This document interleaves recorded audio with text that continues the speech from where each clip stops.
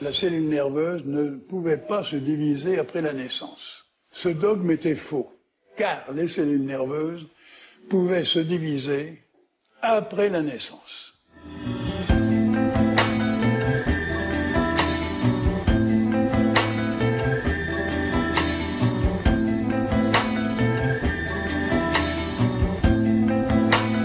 On a proposé un autre schéma de fonctionnement qui était le bon. Il y a les cellules génératrices et les cellules fonctionnelles.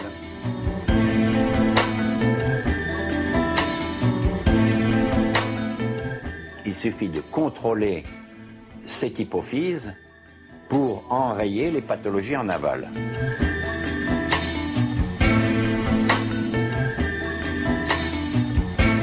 Les solutions, surtout quand elles sont simples, sont évidentes. Et quand c'est évident, c'est humiliant.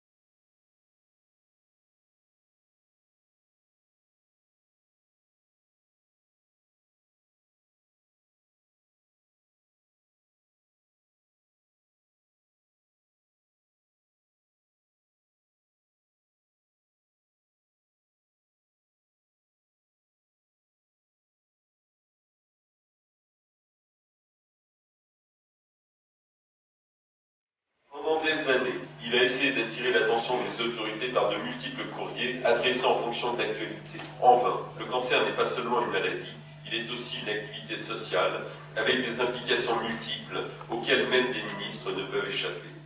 Les vérités scientifiques finissent toujours par s'imposer, parce que la vérité ne triomphe jamais, mais ses ennemis finissent toujours par mourir, a dit Max Planck. Docteur Gernès, c'est vrai, vous aviez raison, mais trop tôt.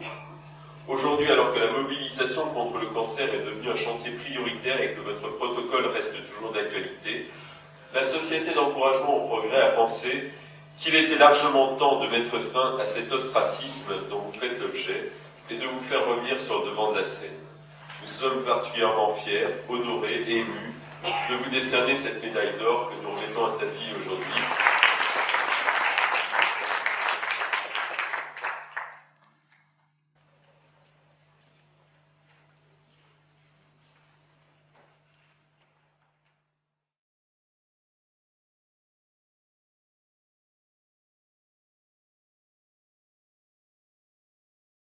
Il y a quelque chose qui me paraît extrêmement important, c'est la méthode de Gernès. Son premier bouquin est sorti en 68, c'est paru de 48 à 68, donc ça fait 20 ans. Pendant 20 ans, il s'est lancé dans un incroyable travail de lecture. Ça a été un grand lecteur. Il a lu la littérature médicale et il a cherché dans la littérature médicale ce que les gens avaient raté. En d'autres termes, ce que les gens voyaient sans voir. C'est-à-dire que les gens disaient des choses dans la littérature médicale, comme cet observateur des cellules souches qui avait bien vu qu'une cellule se divisait en deux cellules, une seule étant capable de se diviser et l'autre n'étant pas capable. Il l'avait vu, il l'avait décrit, mais il n'était pas allé plus loin. De la même façon que dans les années 20, pour tester un anticancéreux, qu'est-ce qu'on faisait? On prenait un lot de souris. À un lot de souris, on donnait rien. À l'autre lot de souris, on donnait un médicament qu'on supposait être anticancéreux, et puis on cancérisait les deux lots. Alors si le deuxième lot se cancérisait pas, on en concluait que le médicament était efficace. Mais on n'avait pas vu qu'en même temps, on avait découvert la prévention du cancer. Et donc, Gernès a fait une lecture comme ça, encyclopédique de la littérature médicale, et il a cherché dans les textes ce que les gens disaient sans le voir, ce qu'ils voyaient sans voir. C'est pas simplement en accumulant des faits sur la paillasse dans le laboratoire, c'est après en voyant comment on peut lire ces faits, quoi, comment on peut les lire en association avec d'autres faits, et comment on peut réinterpréter d'autres faits à partir de cela, etc. quoi. Bref, faire une fantastique synthèse, et c'est ça le génie de Gernès. Il me semble qu'il faut en venir à l'apport central d'André Gernès, qui est le concept de cellules souches. On en parle tous les jours dans les journaux, ça donne lieu à des controverses parfois saignantes, tout le monde se mêle de l'affaire, en particulier les églises, le président américain, le Vatican, etc. Le débat porte sur la différence entre les cellules souches adultes et les cellules souches embryonnaires.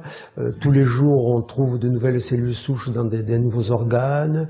Bon, bref, on a trouvé l'Eldorado. Les cellules souches, c'est l'Eldorado de la médecine moderne.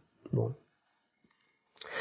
Et quelle est l'attitude de la communauté scientifique par rapport à ces cellules souches? Eh bien, tout simplement de les instrumentaliser. C'est-à-dire, on se dit, on a trouvé des cellules souches, on va voir comment on peut les faire bosser, leur faire réparer un cœur, réparer un poumon, etc., etc., etc. Bon.